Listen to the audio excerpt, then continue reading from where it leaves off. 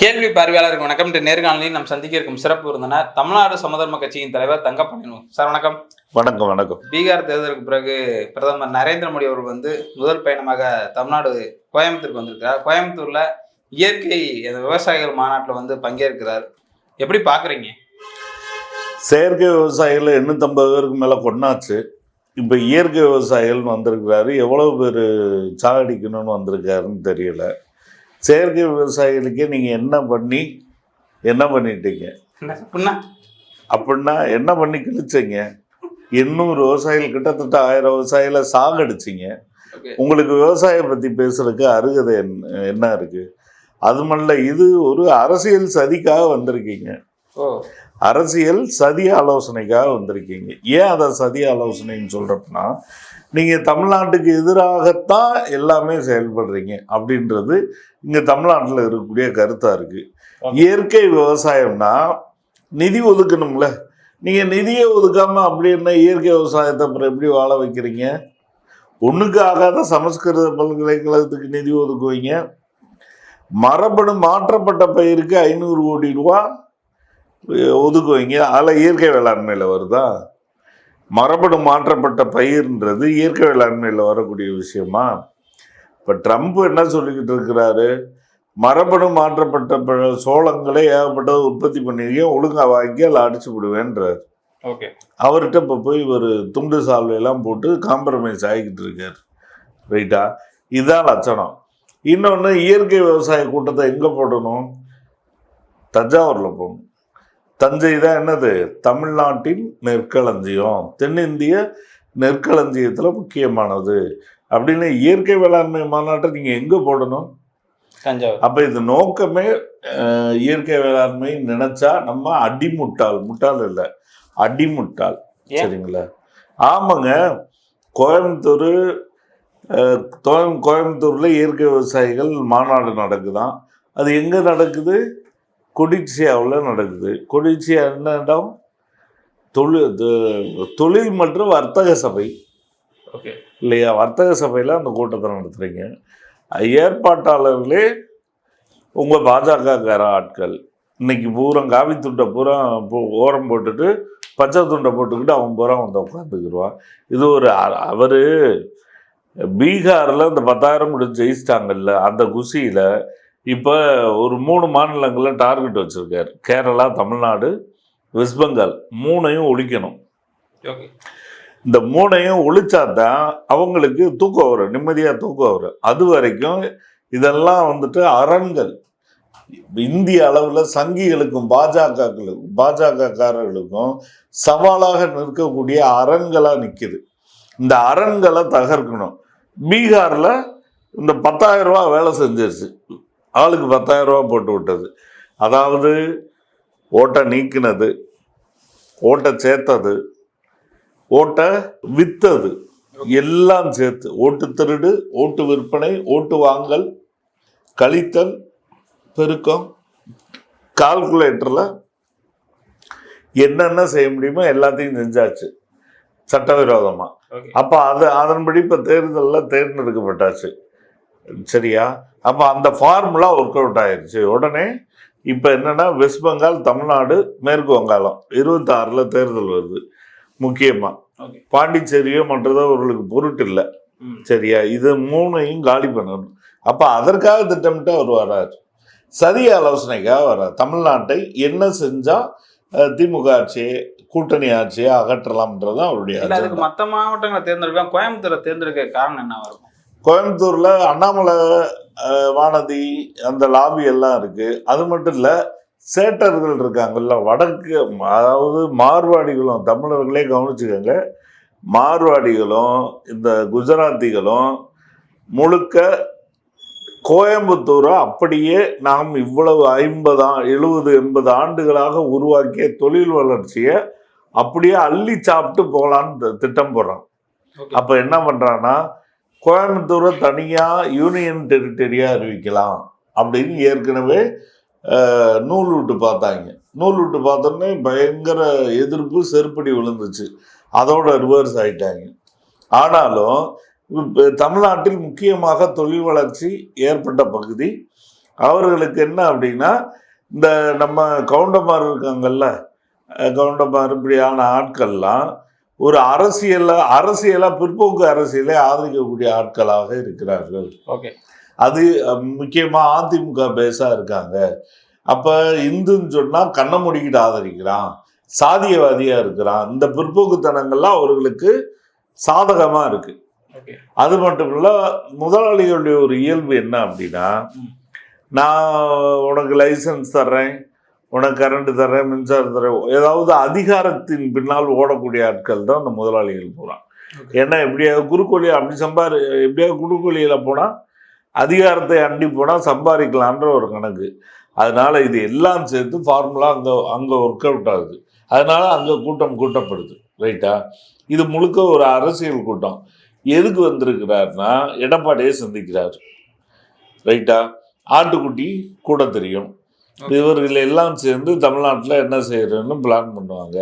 Aadhav Arjuna maybe அவரும் போவாரா? ஆமாம். இந்த மேபியில் ஆதவ அர்ஜுனா, டிடிவி, சசிகலா எல்லா ஆடுகளும் போகும். சரிங்களா? எல்லாம் தமிழ் தேச துரோக கூட்டணி. இல்லை, விஜய் கொள்கை எதிரையும் சொல்லியிருக்காரு. அவரும் அங்கே போய் நிற்பாரா? ஆமாம். அவர் ஏற்கனவே நிற்பாரானா விற்பாரான்னு கேளுங்க. ஏற்கனவே வித்துட்டார்ல. OI+ பாதுகாப்பு எதுக்கு கொடுத்தான்? நீங்கள் என்ன அப்படியே கடல் கடந்து கச்சத்தீவு அமைக்க போயிட்டீங்க, உங்களுக்கு OI+ பாதுகாப்பு? இல்லை வடக்க கார்கிலுக்கு போய் பழிவாங்க போயிட்டீங்க, உங்களுக்கு OI+ பாதுகாப்பு? எதுக்கு உங்களுக்கு OI+ பாதுகாப்பு? அப்பயே டீல் முடிஞ்சு வச்சு. ரைட்டா? அதுக்கு பிறகு இப்போ ஆதவ அர்ஜுனா இப்போ இந்த 41 பேருக்கு காப்பகத்தை போய் அதுலேயே அவங்க ஒரு செட்டில்மெண்ட்டுக்கு வந்திருக்கும் டீல்லாம். ஓகே. அதனால இது தாவேகா என்பது ஒரு பாஜக கருப்பு ஆடு சங்கி கூடாரம் தான். அதுவும் ஆயிப்போச்சு. அப்போ இவர்களை எல்லாத்தையும் அழைச்சி சதி ஆலோசனை பண்ணுற அரசியல் சதி ஆலோசனை பண்ணுறதுக்கு தான் அவர் வந்திருக்கிறார். தமிழ்நாட்டை எப்படி ஒழிக்கலாம், நாங்கள் இது மெட்ரோ ரயில் திட்டம் அறிவிப்போம், காசு தர மாட்டோம். எய்ம்ஸுக்கு ரொம்ப சண்டை போட்டிங்கன்னா காம்பவுண்ட் சவரை கட்டி விட்டு போவோம். ஓகே. செங்கல் வச்சுருப்போம், காம்பவுண்ட் சவறு கட்டி விட்டு போவோம். நெல்லுக்கு உரிய விலை கொடுங்க அப்படின்னு சொன்னால் அப்போல்லாம் இயற்கை வேளாண்மையும் கண்ணுக்கு தெரியாது, விவசாயமும் கண்ணுக்கு தெரியாது.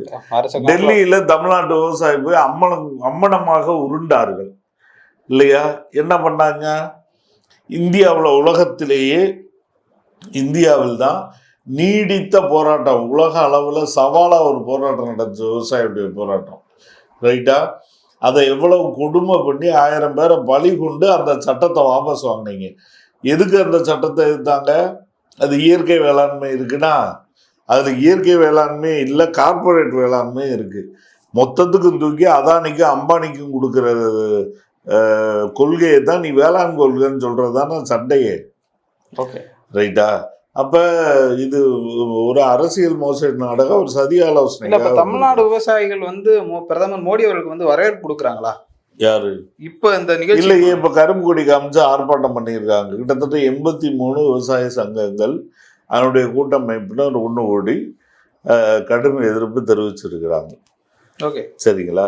அப்ப அதுலதான் இந்த கேள்வியெல்லாம் கேட்கப்படுது. நீங்க எப்படி மரபணு மாற்றப்பட்டதுக்கு 500 கோடி கொடுத்தீங்க, இயற்கை வேளாண்மைக்கு 100 கோடி கூட ஒதுக்கலை, 50 கோடி கூட எதுக்கலை, அப்புறம் என்ன இயற்கை வேளாண்மை நீங்கள் எப்படி வளர்க்க போகிறீங்க? யார் அதானி இருந்தாலும் ஸ்தம்பிக்கக்கூடிய வகையில் ஒரு போராட்டம் நடக்கலையே. விவசாயிகள் சங்கம் எதிர்ப்புன்றது கம்மியாக இருக்கு. இல்லை, அதுதான் முட்டாளாக இருக்காதீங்க. அவர் அரசியலாக வேற வேலைக்கு வந்திருக்காரு. அவர் வந்திருக்கிறது தமிழ்நாட்டில் இப்போ பீகார் ஃபார்முலாவை எப்படி அப்ளை பண்ணுறதுக்காக வந்திருக்காரு. SIR-ஐ எப்படி தீவிரப்படுத்த போறீங்கன்றதை விசாரிக்கிறதுக்கு வந்திருக்கிறாரு. எந்தெந்த ஓட்டுகளை நீக்கிறதுக்கு முடிவு பண்ணியிருக்கீங்க, அதில் எவ்வளோ வெற்றி கிடைக்கும்னு பார்க்கறதுக்கு வந்திருக்காரு. இந்த இந்தி தொழிலாளிகளை எல்லாம் எப்படி இதில் சேர்க்கறதுன்னு சொல்றதுக்கு வந்திருக்கிறாரு.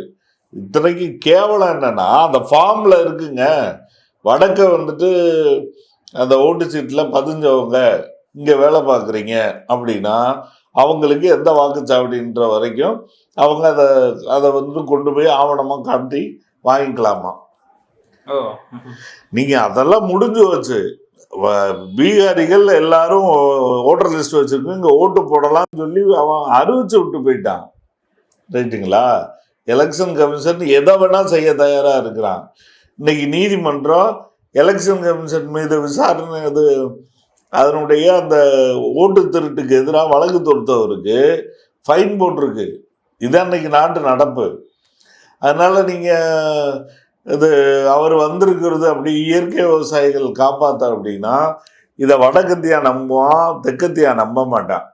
சரியா? யாரும் இங்க நம்புற அளவுக்கு இழிச்சவாய்களும் கிடையாது, லூசுகளும் கிடையாது, முட்டாள்களும் கிடையாது. இதுல முக்கியமா பார்த்தோம்னா தமிழ்நாடு முதலமைச்சர் அவர் இன்றைய தினம் வெளியிட்ட அறிக்கை வந்து பேசுபொருளை ஏற்படுத்தி இருக்கிறது.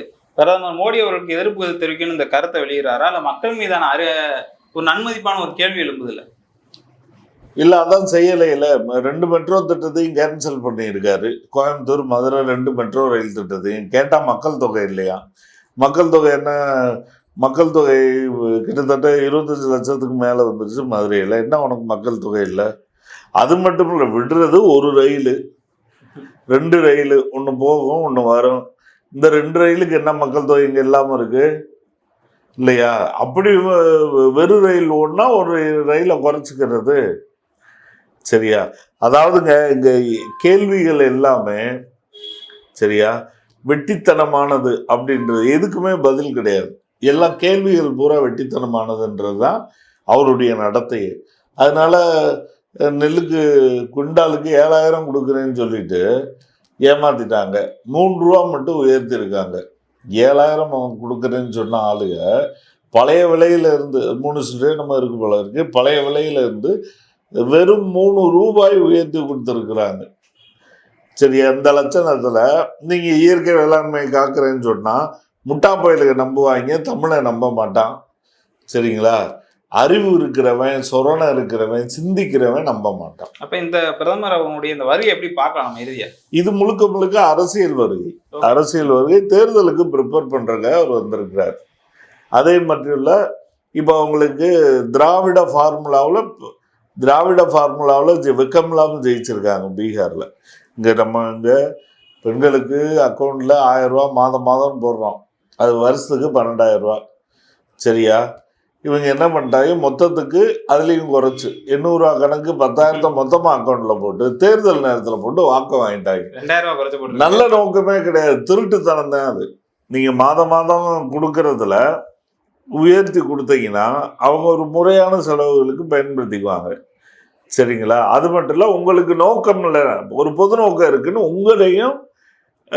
உங்களுக்கும் பொது நோக்கம் இருக்குது. நீங்கள் ஒரு பொது மக்களுக்காக செயல்படணும்னு நினைக்கிறீங்க, மக்கள் நல்ல உங்களுக்கு அக்கறை இருக்குன்னு புரிஞ்சுக்கலாம்.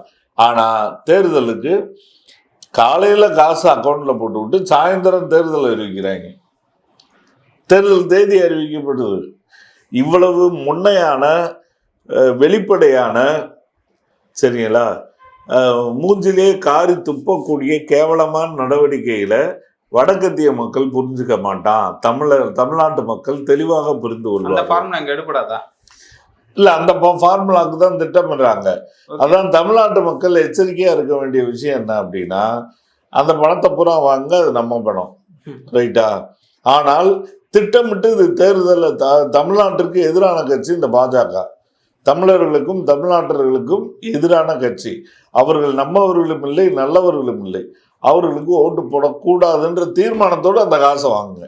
ஏன்னா நம்ம பாடுபட்டு கட்டின கட்சி, பாடுபட்டு வரி கட்டினோம், பாடுபட்டு டோல்கேட்டுக்கு காசு கட்டினோம் இல்லையா, பாடுபட்டு இட்லிக்கு ஜிஎஸ்டி கட்டுறோம், தூங்குறது மட்டும்தான் வரி கிடையாது, மற்ற எல்லாத்துக்கும் வரி கட்டுறோம், சானிட்டரி நாப்கின்க்கு வரி கட்டினோம், குக்குரேவுக்கு வரி கட்டினோம் இல்லையா. அந்த காசு அது, அதை வாங்கிக்கங்க. ஒரு ஓட்டு போடக்கூடாது. ஏன் ஒரு ஓட்டு போடக்கூடாது? உங்களை மஞ்சள் தண்ணி ஊத்துறான்னு தெளிவா தெரியுதுல.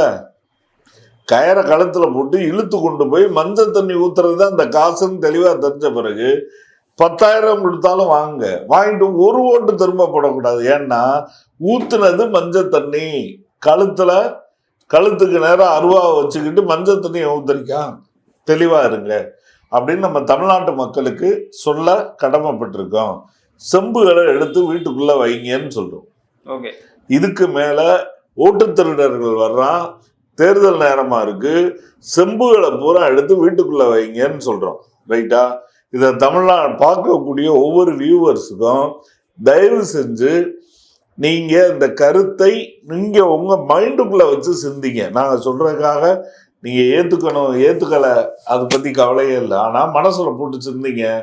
இப்படி ஒருத்தன் வந்தாங்கன்னா நாம் அழிவது உறுதி.